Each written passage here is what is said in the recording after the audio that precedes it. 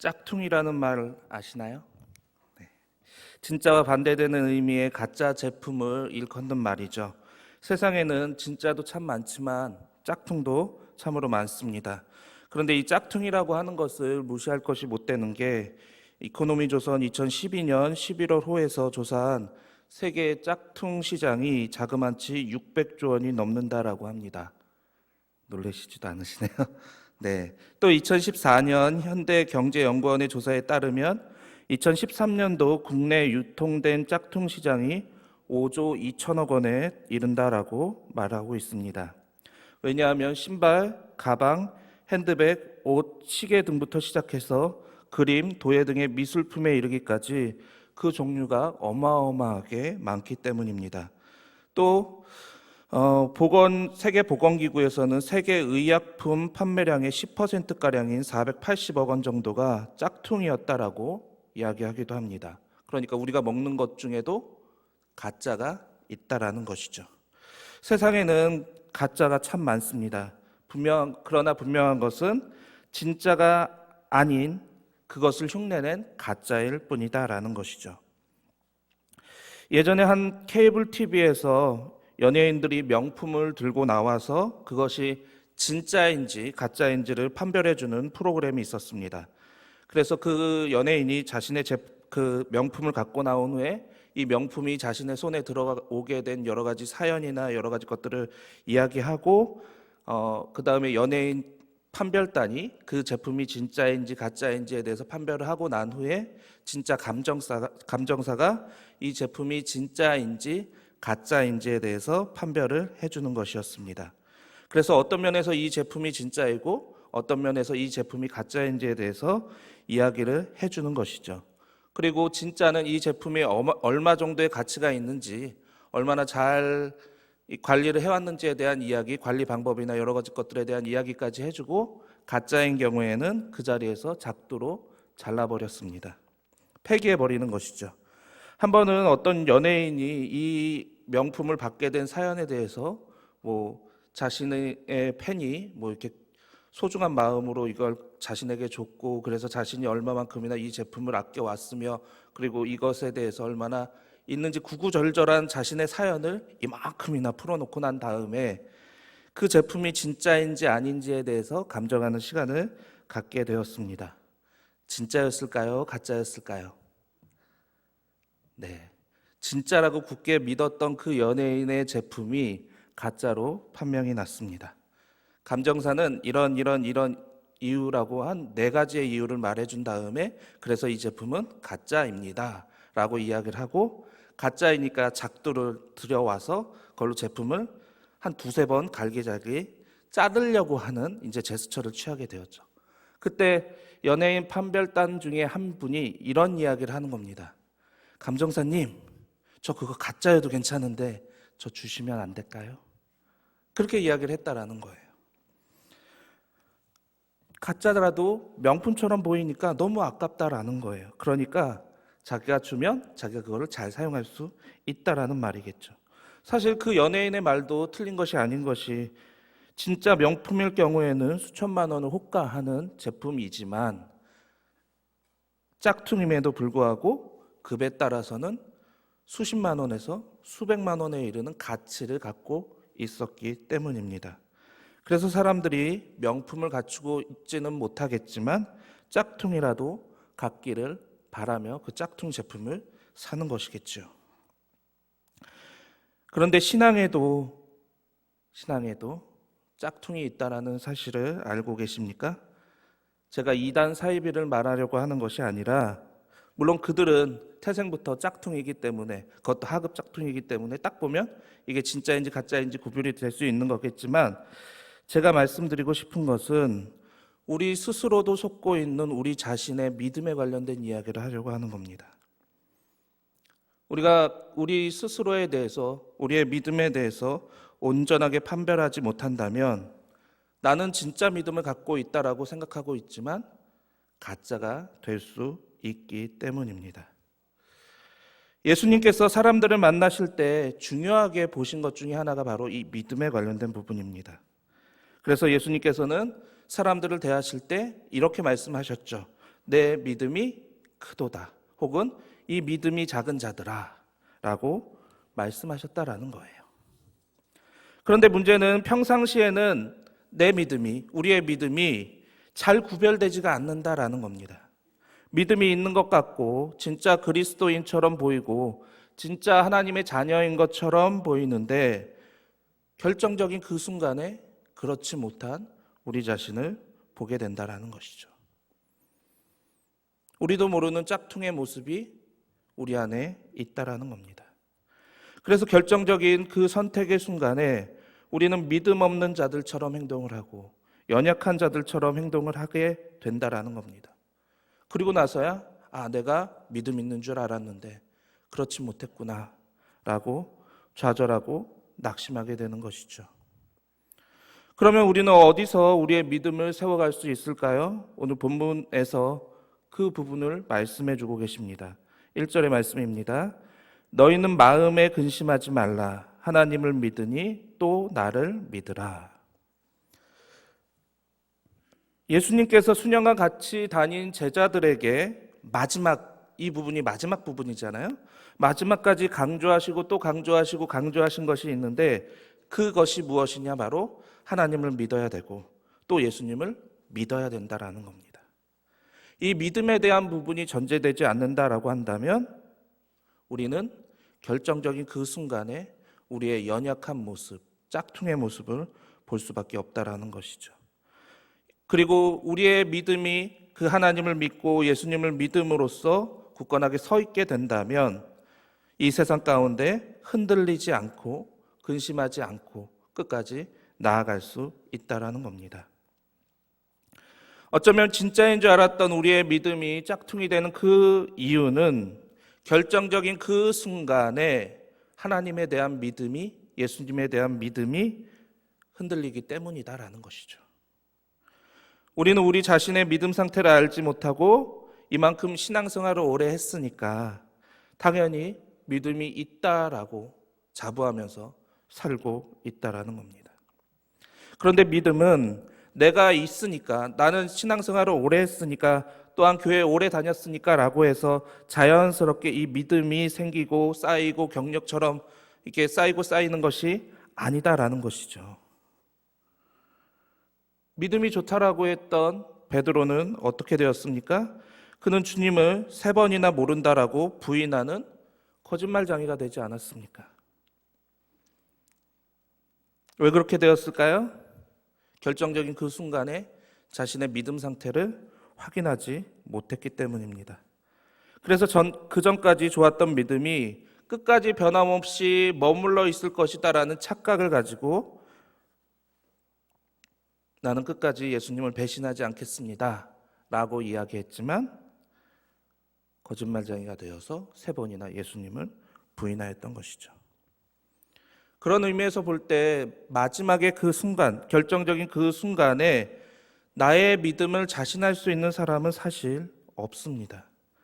그러니까 예수님께서 마지막까지 제자들에게 당부하시면서 하셨던 이야기가 하나님을 믿고 예수님을 믿어야 된다라는 이 말씀을 하실 수밖에 없으셨다라는 것이죠. 어떤 때는 우리가 하나님을 믿고 정말 우리의 믿음이 정말 좋은 것처럼 느껴질 때가 있습니다. 또 어떤 때는 전혀 믿음이 없는 것처럼 낙심하고 좌절할 때가 있습니다. 그 이유는 바로 그 순간의 믿음의 상태에 따라서 우리의 믿음 여부가 달라지게 되기 때문입니다. 그러니까 우리의 신앙은 과거의 어느 시점에 머물러 있는 것이 아니라 매 순간순간마다 내가 정말 하나님을 믿고 있는지, 내가 정말 예수님의 말씀에 따르고 있는지 계속해서 점검할 수 있어야 된다라는 겁니다. 앞서 베드로의 이야기를 들었지만 사실 베드로가 믿음이 없었던 사람은 아니었잖아요. 가이사랴 빌립보에서 보면 예수님께서 너희는 나를 누구라 하느냐라고 물으셨을 그때 베드로가 했던 고백은 다음과 같습니다. 마태복음 16장 16절의 말씀입니다. 시몬 베드로가 대답하여 이르되 주는 그리스도시요 살아계신 하나님의 아들이시니이다. 예수님이 이 말씀에 기뻐하시고 이렇게까지 말씀하셨잖아요. 네 이름 위에, 내 이름 위에 내 교회를 세우겠다. 또 그런가 하면 제자들이 갈릴리 호수 가운데 출렁이는 그 배 안에서 두려워 떨고 있을 때 멀리서 예수님이 걸어오시잖아요. 그리고 그 걸어오시는 그 모습을 보고 베드로가 이렇게 이야기를 하지 않습니까? 마태복음 14장 28절로 29절의 말씀입니다. 베드로가 대답하여 이르되 주여 만일 주님이시거든 나를 명하사 물 위로 오라 하소서 하니 오라 하시니 베드로가 배에서 내려 물 위로 걸어서 예수께로 가되. 이 말이 무엇을 의미하는 걸까요? 물 위를 걸어오신 예수님을 제외하고 유일하게 물 위를 걸었던 믿음 좋았던 그 사람이 베드로였다라는 겁니다. 그런데 그런 그가 결정적인 그 순간에 자신의 믿음을 믿고 있다가 끝까지 유지하지 못했다라는 것이죠. 그렇게 되니까 어떻게 될 수밖에 없습니까? 예수님을 3번이나 모른다라고 말하는 거짓말쟁이가 될 수밖에 없었다라는 겁니다. 그래서 믿음은 자랑하는 것이 아니라 간직하고 계속해서 유지할 수 있어야 된다라는 겁니다. 어제 내가 하나님을 믿고 예수님을 믿었으니까 오늘은 그 모든 것을 내려놔도 괜찮아, 이게 아니라 매 순간순간마다 내가 정말 하나님을 믿고 있는지, 내가 예수님의 그 말씀을 붙잡고 있는지에 대해서 스스로 확인할 수 있어야 된다라는 겁니다. 그러면 우리의 믿음 상태가 온전한 믿음 위에 있는지 혹은 흔들리고 있는지 어떻게 확인할 수 있을까요? 간단합니다. 내가 예수님을 믿는다라고 하면서 근심하고 있다면 우리의 믿음을 다시 한번 점검해 봐야 되겠죠. 예수님이 이렇게 제자들과의 마지막 밤에 이 믿음에 대해서 말씀하시고 또 강조하셨지만 제자들은 예수님을 믿지 못했다라는 겁니다. 그것을 어디서 살펴볼 수 있을까요? 예수님께서 앞서가신 그 하나님의 나라의 처소에 대해서 말씀하실 그때 예수님께서는 요한복음 14장 2절로 4절에 이렇게 말씀하시죠. 내 아버지 집에 거할 곳이 많도다. 그렇지 않으면 너희에게 일렀으리라. 내가 너희를 위하여 거처를 예비하러 가노니 가서 너희를 위하여 거처를 예비하면 내가 다시 와서 너희를 내게로 영접하여 나 있는 곳에 너희도 있게 하리라. 내가 어디로 가는지 그 길을 너희가 아느니라. 예수님은 자신이 십자가를 지시고 그 죽음을 향해 나아가시는 그 과정을 하늘나라에 우리의 거처를 예비하러 가시는 것으로 표현하셨습니다. 그리고 그 거처가 준비되면 우리에게로 다시 오시겠노라고 말씀하셨죠. 그리고 나서 마지막으로 이렇게 말씀하셨어요. 내가 어디로 가는지 그 길을 너희가 아느니라.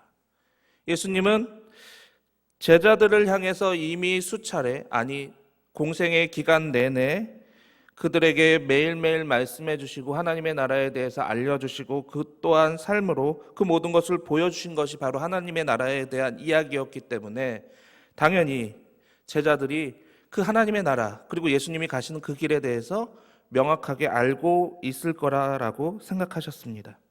그런데 정작 제자들은 어떻게 이해했습니까? 예수님의 말씀에 대한 의미를 깨닫지 못했다라는 겁니다. 예수님이 하시는 이 이야기가 무슨 말인지 도통 알아듣지 못했다라는 것이죠. 그래서 도마가 이렇게 다시 예수님께 묻습니다. 5절 말씀입니다. 도마가 이르되 주여 주께서 어디로 가시는지 우리가 알지 못하거늘 그 길을 어찌 알겠사옵나이까. 안다는 걸까요? 모른다라는 걸까요? 모른다라는 거잖아요. 도마를 비롯한 제자들은 이 생각을 한 거예요. 지금 바리새인들과 서기관들을 비롯한 지배층들이 위협하고 있는 이 상황 가운데서 예수님 갑자기 어디로 가시려고요? 우리에게 언제 어디로 가신다라는 말씀을 하셨습니까? 이렇게 생각을 했던 거예요. 제자들은 예수님과 함께 있었고 매일매일 예수님의 말씀을 듣고 있었고 그리고 예수님이 하시는 말씀에 대해서 계속해서 하나님의 나라에 대해서 잘 들어왔지만 그러나 예수님이 하시는 이 말씀에 대해서는 전혀 이해하지 못했다라는 겁니다. 그러니까 동문서답과 같은 대답을 할 수밖에 없었던 것이죠. 이에 예수님께서 이렇게 다시 대답을 하십니다. 6절로 7절의 말씀입니다. 예수께서 이르시되 내가 곧 길이요 진리요 생명이니 나로 말미암지 않고는 아버지께로 올 자가 없느니라. 너희가 나를 알았더라면 내 아버지도 알았으리로다. 이제부터는 너희가 그를 알았고 또 보았느니라. 예수님께서 제자들에게 하시는 말씀이 뭘까요? 하나님의 나라에 이르는 길은 누구밖에 없다라는 겁니까? 예수 그리스도 외에는 없다라는 겁니다. 그 말은 예수님만이 어떻게 하나님의 나라에 이를 수 있는지 알려주실 수 있는 유일한 분이시다라는 거죠. 그리고 하나님의 나라로 인도하실 수 있는 유일한 분이시다라는 것이고요. 그래서 예수님이 스스로를 길이요 진리요 생명이다라고 말씀하셨다라는 겁니다. 헷갈려하고 분별하지 못하는 제자들에게 아예 분명하게 말씀해 주시는 겁니다. 너희는 딴 거 다 필요 없이 내가 너희에게 보여줬던 그대로 내가 곧 길이요 진리요 생명이니까 내가 너희에게 보여줬던 그대로만 해오면 돼. 그리고 날 봐왔고 그리고 내가 살아온 삶의 모습을 너희도 봤지 않았니? 그러면 하나님에 대해서도 알았던 거야 라고 말씀하셨던 겁니다. 우리가 분명히 기억해야 할 부분이 바로 이것입니다. 하나님의 나라에 이르는 분명한 길은 딱 하나밖에 없다라는 것이죠. 누구밖에 없다라는 겁니까? 예수 그리스도 외에는 없으시다라는 겁니다. 왜 믿음이 이 세상을 사는 우리에게 중요한가에 대한 대답이 바로 여기에 있는 겁니다. 예수님은 우리를 천국으로 인도하실 수 있는 유일한 분이기 때문에 그렇습니다. 그래서 예수님께서 가르쳐 주신 길, 보여주신 삶, 해주신 말씀대로만 믿고 가기만 하면 우리가 어디로 걸어갈 수 있다라는 겁니까? 하나님의 나라로 나아갈 수 있다라는 겁니다. 그것도 안전하게요. 그러니까 어떤 의미에서 예수님은 천국행 지도와 같다라고 표현할 수 있겠죠. 예를 하나 들어보겠습니다. 몇 년 전 방송 TV 프로그램을 보다가 필리핀에 있는 야마시타 장군의 보물에 대한 방송을 본 적이 있습니다. 혹시 아시나요? 네.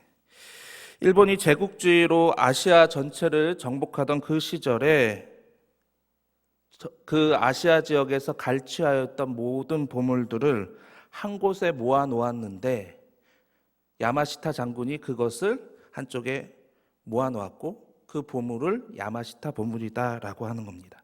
그런데 문제는 뭐냐면 일본이 미국에 패하는 상황이 되게 되었을 때 그 보물을 일본으로 가지고 돌아오지 못했다라는 겁니다. 왜냐하면 어마어마한 양의 보물이었기 때문이다라는 거죠.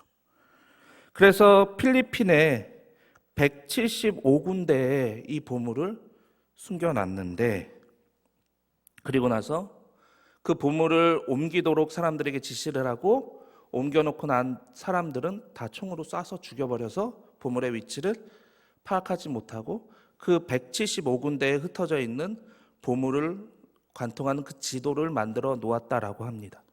근데 지금 그 지도는 현재 어디에 있는지 알 수 없다라고 하죠. 그러면서 필리핀은 정복하고 끝까지 차지할 수 있을 것이다라고 생각했지만 필리핀마저 독립해버리고 난 다음에 일본은 자신의 나라로 철수할 수밖에 없었다라는 겁니다.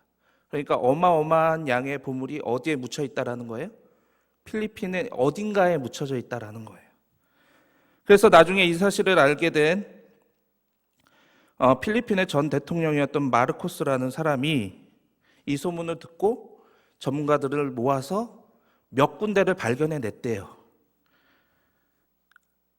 전문가들에 의하면 야마시타 보물에 아주 극히 작은 양의 보물을 발견했는데 그 보물의 규모가 8조 원에 달했다라고 합니다. 그러니까 아주 극한 조그만 양의 보물이 발견되었을 뿐이었다라는 거죠. 그러니까 누군가 필리핀에 들러서 우스갯소리입니다. 보물을 발견하게 되면 어마어마한 양의 부자가 될 수 있다라는 거죠. 그런데 재미난 것은 전문가들에 의하면 아직 매장되어 있는 그 양의 규모가 어마어마하다라는 겁니다. 어느 정도의 규모냐면 약 1경에 달한다라고 합니다. 일경이라고 하니까 이게 계산이 안 되시죠? 1조는 아시죠? 1조의 만 배의 가치가 1경입니다. 네, 아직도 감이 안 잡히시나 봐요. 제가 더 한 예를 들어드리겠습니다. 올해 우리나라 전체 예산의 규모가 513조라고 이야기를 해요. 근데 현재 이 예산을 계속해서 20년 동안 쓸 수 있는 양의 규모다라고 이야기를 합니다. 그러니까 어마어마한 양이죠. 그러니까 누군가 이 지도를 갖고 있다라고 한다면 그 사람은 그냥 세계 최고의 부자가 그냥 되어버리는 겁니다.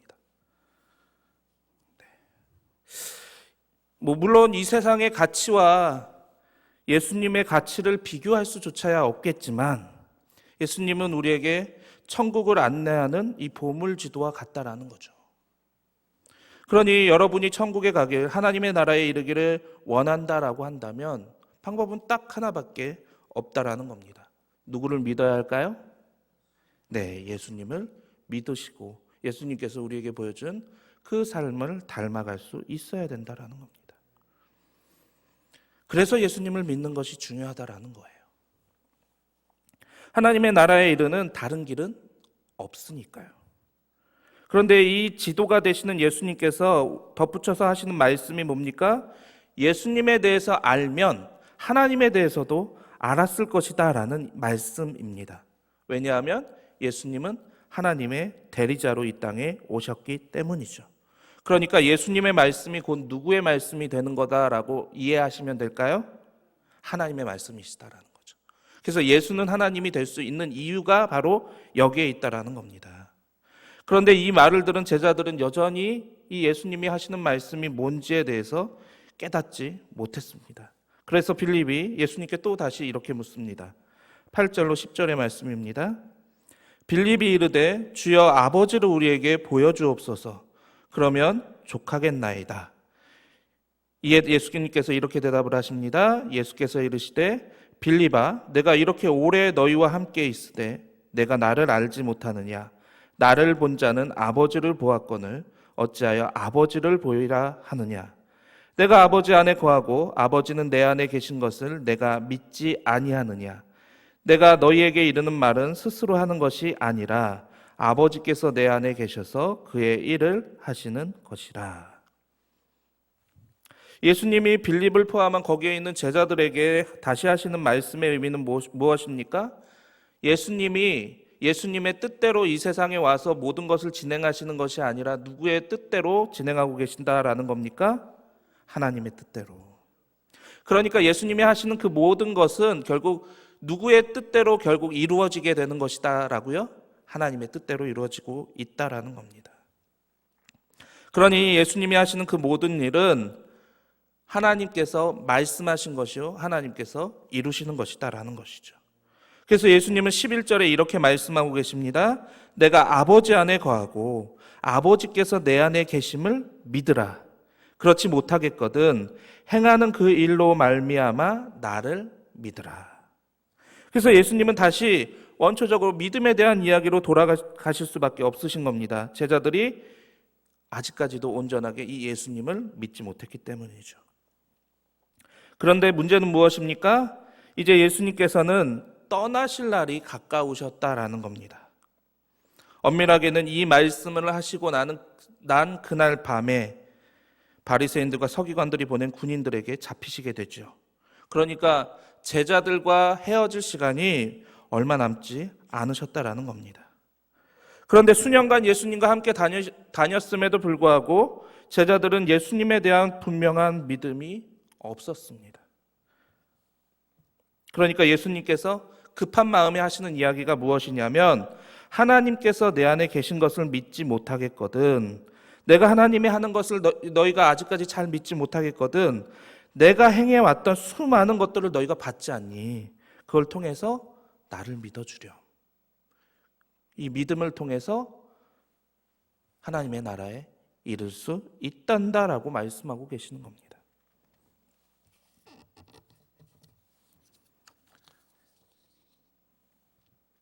그만큼 예수님에 대한 믿음과 확신이 제자들에게도 너무 중요했고 예수님의 입장에서도 중요하셨기 때문입니다. 그러면 생각해 보시기 바랍니다. 왜 예수님께서는 제자들에게 계속해서 이 믿음에 관련된 말씀을 하고 계신 걸까요? 그것도 마지막에 헤어짐의 그 순간, 죽음을 앞두신 그 순간에 말이죠. 12절로 14절의 말씀을 통해 그 이유를 확인할 수 있습니다. 내가 진실로 진실로 너희에게 이르노니 나를 믿는 자는 내가 하는 일을 그도 할 것이요 또한 그보다 큰 일도 하리니 이는 내가 아버지께로 감이라. 너희가 내 이름으로 무엇을 구하든지 내가 행하리니 이는 아버지로 하여금 아들로 말미암아 영광을 받으시게 하려 함이라. 내 이름으로 무엇이든지 내게 구하면 내가 행하리라. 예수님께서 제자들에게 믿음을 분명하게 강조하시는 이유가 바로 여기에 있다라는 겁니다. 왜냐하면 예수님께서는 이제 어디로 가셔야 되는 거예요? 하나님의 뜻에 따라서 하나님의 나라로 다시, 하나님의 품으로 다시 가셔야 하기 때문입니다. 그러면 그동안 해왔던 예수님의 그 사역을 누군가는 맡아서 이어가야 하지 않겠습니까? 그렇죠. 예수님에 대해서 봐왔고 믿어왔던 제자들이 바로 그 역할과 사명을 감당하기를 예수님은 바라셨던 겁니다. 근데 생각해 보십시오. 그 모습을 쭉 봐왔던 제자들이 예수님에 대해서 믿지 못한다라고 한다면 하나님께서 맡기신 사명을 감당할 수 있을까요? 없을까요? 없죠. 이것은 비단 하나님의 나라에 대한 구원의 영역뿐만 아니라 제자들의 사명과 역할까지도 예수님은 확장시켜서 말씀하고 계시는 겁니다. 믿음이 없으면 하나님의 나라에 이룰 수 없다라는 이 개인적인 구원에 대한 이야기뿐만 아니라 하나님께서 주시는 사명도 감당할 수가 없다라는 거니까요.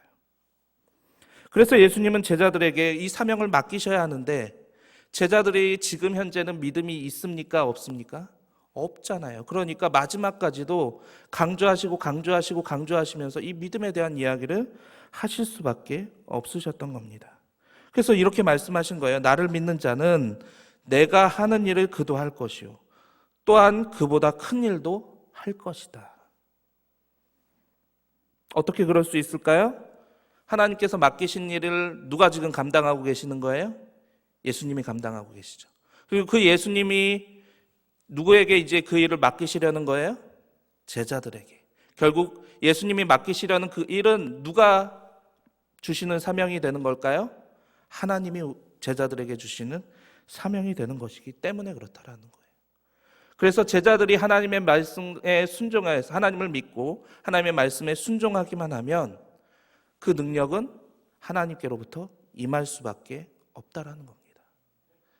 그래서 사도행전의 말씀에 초대교회에 일어난 여러 가지 놀라운 은혜와 능력들 그리고 제자들이 해왔던 나중에 그 모습들의 이 제자들의 능력으로 행한 것이 아니라 하나님의 말씀에 순종하며 나아갔더니 그 모든 것을 하나님께서 인도해 주시고 그리고 그 놀라운 능력들도 행할 수 있게끔 되었다라는 것이죠. 결국 하나님의 일이 제자들에게 맡겨져야 된다라는 겁니다. 그래서 예수님의 이름으로 구하는 그 모든 것을 행함으로 하나님의 뜻을 세워가시겠다라는 것이죠. 이 말씀의 의미가 바로 여기에 있는 것입니다. 결국 예수님은 하나님을 믿으니 또 나를 믿으라라는 이 말씀으로 제자들의 구원에 대한 이야기뿐만 아니라 하나님의 나라의 사역과 사명에 대한 이야기도 동시에 제자들에게 하고 계시는 것이다라는 겁니다. 그래서 믿음이 중요한 겁니다. 물론 이때 제자들은 분명한 믿음이 없었고 이 예수님의 말씀을 끝까지 잘 이해하지 못했고 그렇게 예수님이 잡히시는 그날 밤에 죄다 흩어질 수밖에 없었고 또 예수님을 모른다라고 부인할 수밖에 없었고 숨어서 두려워하며 숨어서 전전긍긍할 수밖에 없는 실패한 모습이었지만 그러나 성령을 통해서 이들이 예수님에 대한 확실한 믿음을 갖게 되고 흔들리지 않게 되었을 그때에 주저하지 않게 되었을 그때에 이들은 정말 예수님이 행하셨던 놀라운 능력만큼이나 놀라운 능력들을 행하며 하나님의 복음을 목숨을 걸고 전할 수 있게 되었다라는 겁니다. 왜냐하면 예수님에 대한 분명한 믿음과 확신이 생겼기 때문이죠. 그래서 스데반과 같은 순교자의 모습도 나타나게 되었고, 스데반 같은 경우는 죽음을 앞두면서도 이렇게 기도할 수 있었던 겁니다. 사도행전 7장 59절로 60절의 말씀입니다. 그들이 돌로 스데반을 치니 스데반이 부르짖어 이르되 주 예수여 내 영혼을 받으시옵소서 하고 무릎을 꿇고 크게 불러 이르되 주여 이 죄를 그들에게 돌리지 마옵소서, 이 말을 하고 자니라. 두려워 떨던 자들이, 예수님을 모른다라고 했던 자들이, 죽음의 자리를 피해서 도망쳐서 자신의 목숨을 어떻게든 연명하려고 했던 자들이 죽음을 예수님께 맡기면서 자신을 박해하는 자들을 위해서 기도하는 자들로 변화될 수 있었던 것은 하나님을 믿고 예수님을 믿었기 때문에 가능했다라는 것이죠. 이러한 변화는 예수님에 대한 믿음을 끝까지 잃어버리지 않고 자신의 믿음을 계속해서 확인해 가면서 주님이 주시는 사명을 감당했기 때문이다라는 겁니다. 우리가 또한 강단 위에서 우리에게 계속해서 예수님에 대한 믿음을 강조할 수밖에 없는 이유는 바로 여기에 있는 겁니다. 그러면 하나님께서 예수님께 맡기시고 또 예수님께서 제자들에게 맡기신 사역은 거기서 끝이 났을까요? 아니요, 그렇지 않습니다. 예수님의 제자들은 또 다른 성도들에게 그 사명을 맡겨주었고, 또 다른 성도들은 또 다른 성도들에게 계속해서 그 사명이 이어져 와서, 제가 무슨 얘기를 할지 알고 계시죠? 저와 여러분에게까지 오게 되었다라는 겁니다. 그러니 예수님을 구주로 믿는 저와 여러분에게 가장 필요한 것이 무엇이겠느냐라는 겁니다. 예수님을 향한 믿음이 되겠죠. 그래야 하나님께서 우리에게 맡겨주신 사명을 감당할 수 있는 거니까요. 어떤 분들은 예수님을 믿는 것이 단순히 그냥 나의 구원에 대해서만, 내가 하나님의 나라에 가야 되는 그 부분에 대해서만 전전긍긍하고 계시는데, 하나님은 그게 아니라 우리가 이 땅에서 하나님의 자녀다운 삶을 살아가고 예수님에 대한 믿음, 하나님에 대한 분명한 믿음을 갖고 하나님께서 우리에게 맡겨주신 사명을 감당하는 자들로 살아가기를 원하신다라는 겁니다. 그렇지 않습니까? 하나님께서 가장 쉬우신 일이 무엇이겠습니까? 예수님을 통해서 복음을 전하게 하시고 믿은 사람들을 바로 하나님의 나라로 데려가시면 하나님 입장에서도, 죄송합니다, 가장 편한 방법이셨을 수도 있어요. 그런데 왜 우리가 예수님을 믿었음에도 불구하고 이 땅을 계속 살아가고 있겠느냐라는 겁니다. 왜냐하면 하나님께서 우리에게 주신 사명이 있잖아요. 나만 예수님을 아는 것이 아니라, 나만 구원받는 것이 아니라 그 복음을 전해야 되는 사명이에요. 주님께 받은 사랑을 나눠야 되는 사명이에요. 그래서 그 사명을 우리에게 감당할 수 있게 하시려고 우리에게 성령을 선물로 주신 것입니다. 우리가 성령을 사모한다라고 한다면, 우리가 예수님에 대한 믿음을 분명하게 갖고 있다라고 한다면, 내가 구원받는 것 그것만 염려할 것이 아니라 하나님께서 우리에게 맡겨진 사명이 있음을 반드시 기억하셔야 된다는 겁니다.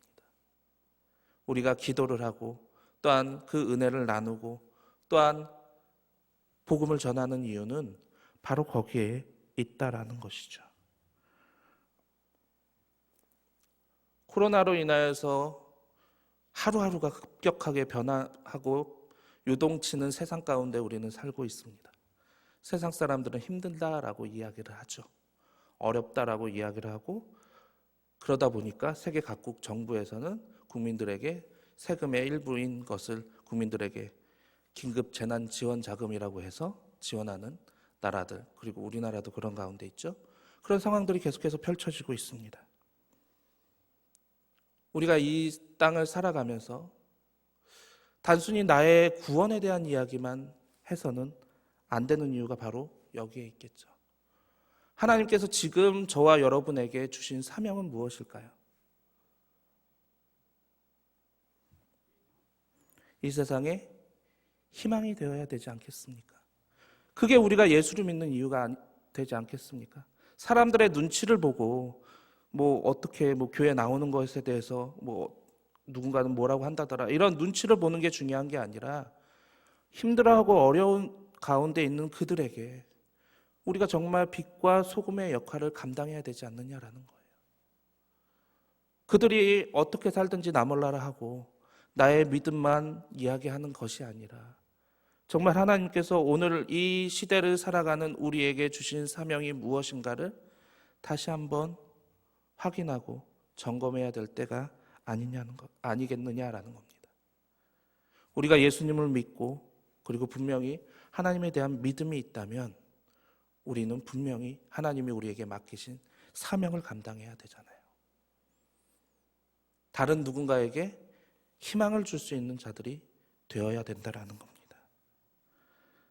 다른 누군가들을 위로해 줄 수 있는 자들이 되어야 된다라는 겁니다.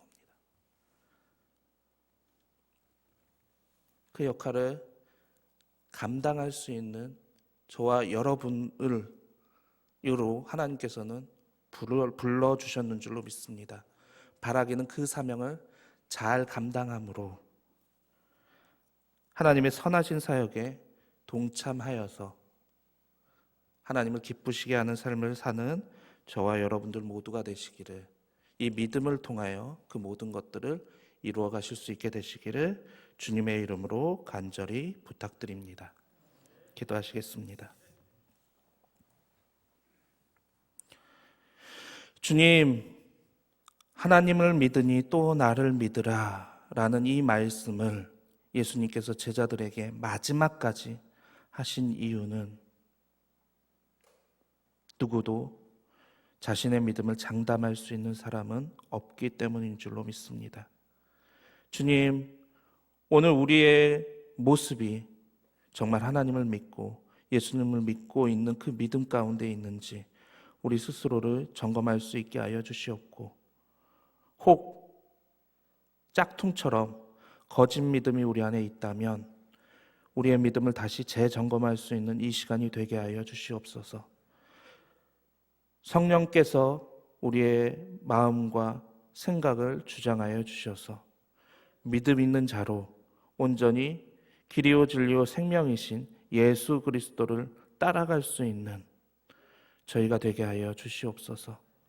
또한 단순히 나의 구원에 대해서만 전전긍긍해하며 살아가는 것이 아니라 하나님께서 이 시대를 우리에게 허락하여 주시고 이 시대에 우리를 먼저 예수 믿은 자들로 불러주시고 우리에게 주신 사명이 반드시 있음을 기억하고 깨닫게 하여 주셔서 바라옵기는 믿는 자들이 이 세상에 빛과 소금의 역할을 감당할 수 있게 하여 주시옵소서.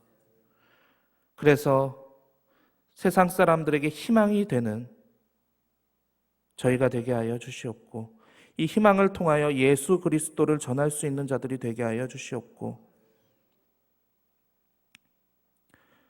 어려움과 상처와 고통 가운데 있는 자들이 예수 그리스도를 구주로 영접함으로 새 희망을 얻게 되는, 그래서 진짜와 가짜를 구별하는 이 시대가 될 수 있도록 은혜 베풀어 주시옵소서. 그 이유로 오늘도 우리의 발걸음을 이곳으로 인도하여 주셨는 줄로 믿습니다. 바른 신앙의 길로 나아갈 수 있도록 오늘도 우리에게 성령을 허락하여 주시고 흔들리지 않는 믿음을 더하여 주시옵소서. 그래서 주님께서 우리에게 주신 귀한 사명을 잘 감당함으로 많은 영혼들에게 희망이 되고 또한 주님을 기쁘시게 하는 삶을 살아가는 우리 사랑하는 춘천 석사구의 모든 성도님들이 다 되실 수 있도록 은혜 베풀어 주시옵소서. 주님께 감사드리옵고 주님께만 영광 올려드리오며 거룩하신 주 예수 그리스도의 이름으로 감사하며 기도드리옵나이다. 아멘.